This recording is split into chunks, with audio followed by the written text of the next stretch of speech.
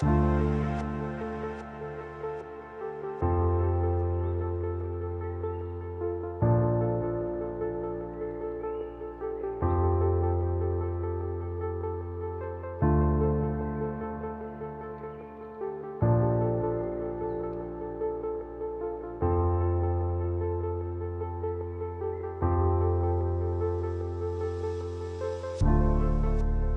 this feels awfully familiar. Hey guys, welcome back to my channel. My name is Regan and this is Regan Writes. So if you watched last video, you'll already know that I got to the halfway point of my book and I have almost finished the chapter that I was writing in that. I think I'm about 200 words away from the end of it. So in this video we're going to be finishing that chapter, but that's not the main focus. The main focus of this video is going to be how I outline chapters, because I am coming up on a new one and I don't have anything planned for it. Usually I'll plan chapters like in advance before I even start them, so I'll kind of have an idea of what plot points I need to hit, what character I'm writing for, and you know, little things like that. I'll have everything planned out before I even go into it. So in this video I'm going to be kind of going over how I used to do that versus how I do that now, because even though it's pretty similar, it's also a bit different, and I'm also going to be talking about some techniques that you can use for writing not only chapters but individual scenes that I kind of touched on in the last video but not really, so I'm going to go into more depth with that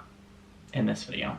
But before we do that, I'm actually going to go for a walk because I want to go to this forest that's close by my house, and autumn is like the one time of year where I will voluntarily go for a walk because the weather's like, it's nice and cool. Because I mean, if you know anything about me, I'm a sweaty bit, but because it's autumn, it's nice and cool. I can wear layers. I'm feeling very autumnal today, so we're gonna go for a walk in the forest. So we'll go to that.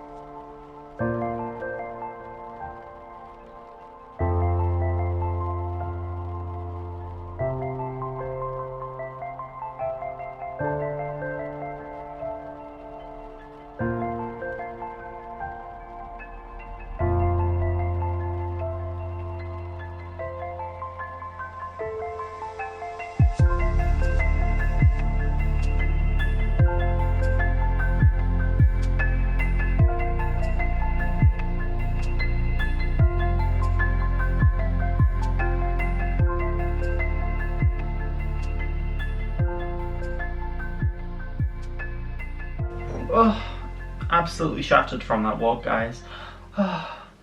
It was a really nice walk, to be fair, though.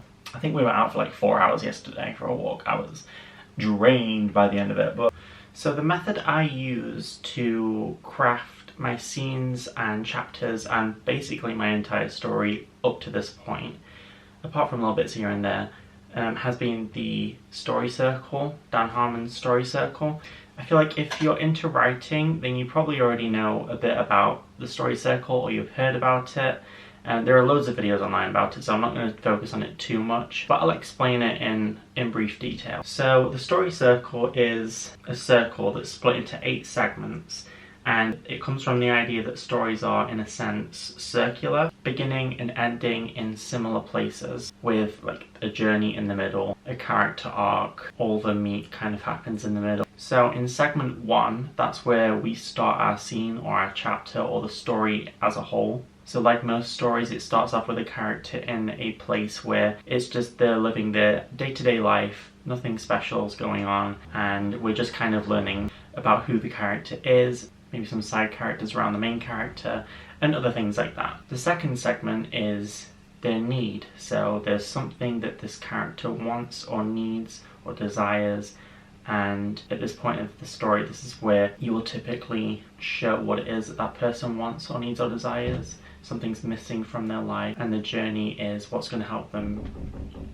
either gain or lose that. And then in the third segment, that's where they kind of cross over the threshold, so to speak, and this might more commonly be known as the inciting incident. So something happens that forces them to go on this journey to get what they want, get what they need. And then in segment 4, that's when they've set off on the journey and things are difficult. Obviously they're not used to what's going on and they need to adapt to that. So this segment is where they will kind of have to face obstacles that they'll have to overcome and learn how to overcome those obstacles. And then in segment 5, they get what they want. So whatever they wanted earlier on in the story, they get what they want. And then in segment 6, there's a price to pay for what they wanted. So even though they gained something that they desired, they also lose something in the process. And then in the 7th segment, that's where they go back to where they started, basically. And then in the 8th segment, that's where they've changed as a character. So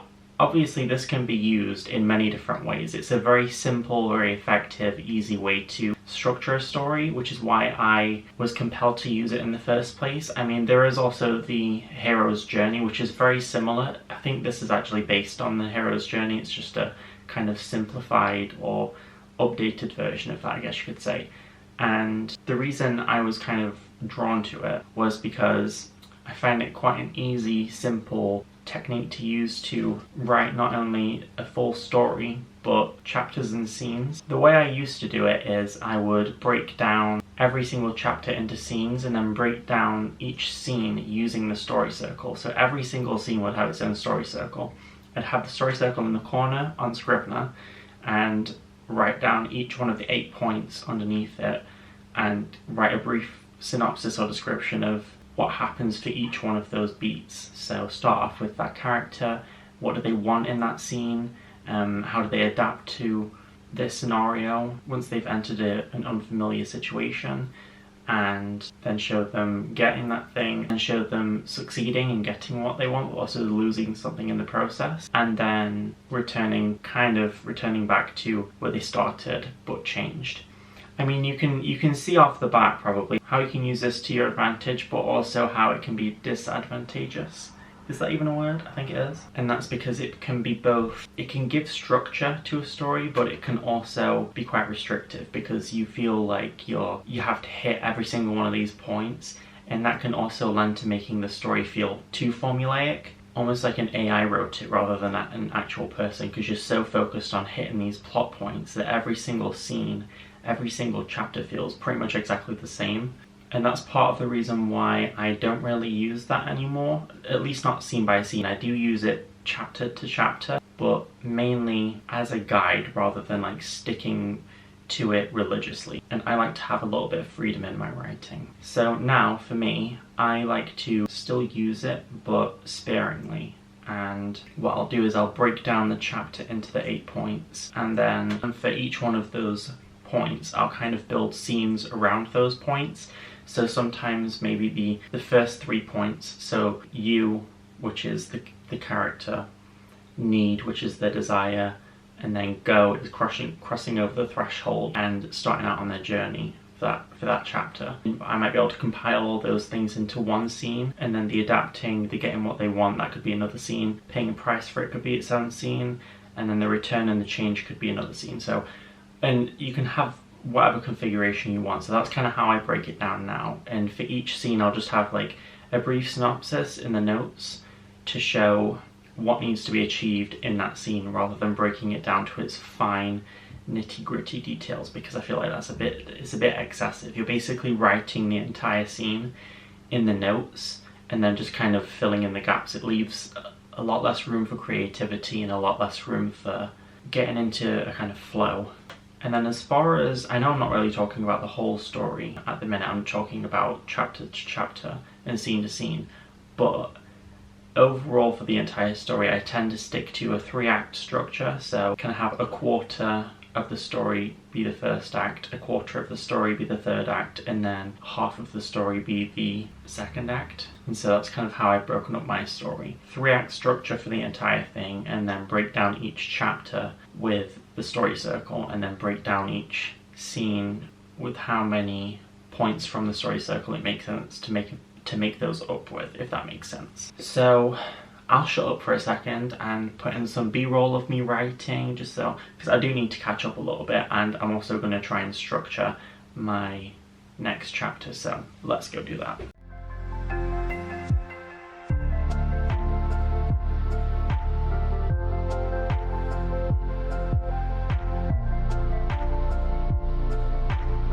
Okay, so I just finished Ola's 4th chapter. I still need to count the words for the entire chapter, but this is how I start a new chapter. So I've just opened up a new folder, titling it as Akira's 4th chapter, and then once I've done that, this is where I will do all of the points. So yeah, this is where I'll go to start laying out each one of the segments. So currently he's in the desert,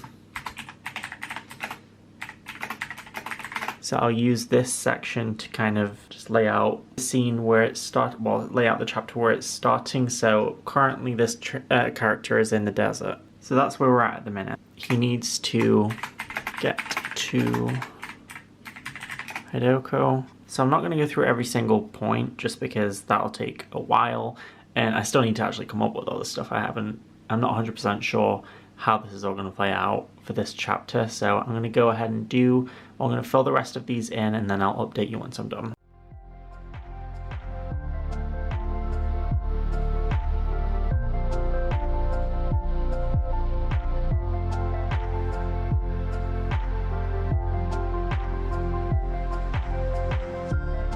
Okay, so that's all of it. I've filled in all of those, and I've counted up Ola's word count for her chapter 4, and it came to 6,170. 6,173, which puts the total number at 60,808, and the percentage at 50.7%. So I think I wrote just under 800 words today, so that's pretty decent. Alright, so we're going to wrap the video up here. Like I said, that chapter's now fully planned. I hope I've successfully gotten across how I plan chapters and scenes and things like that. The thing about these little techniques and whatnot is that everybody has their own way of doing things. So I would recommend kind of trying out different techniques and seeing what works for you, what doesn't. And you might find that, like with me, some techniques work in some ways but not others. So you could always take from certain techniques and add them onto others, or make up your own and just kind of, you know, play around with things. That's kind of one of the fun things about writing, is trying out different ways of writing and seeing what works for you and what helps you the most. Because at the end of the day, it's about finding what works for you. There's no one right way of doing things. It's whatever works, whatever helps you be productive, whatever helps you to tell the story that you want to tell. So I hope this has at least helped to shed light on the the fact that you don't need to stick to such a rigid right way of doing things. You can try different things. So I hope you enjoyed the video. If you did, please leave a like, and if you haven't already, please subscribe if you want to, and I'll see you in the next video. Bye!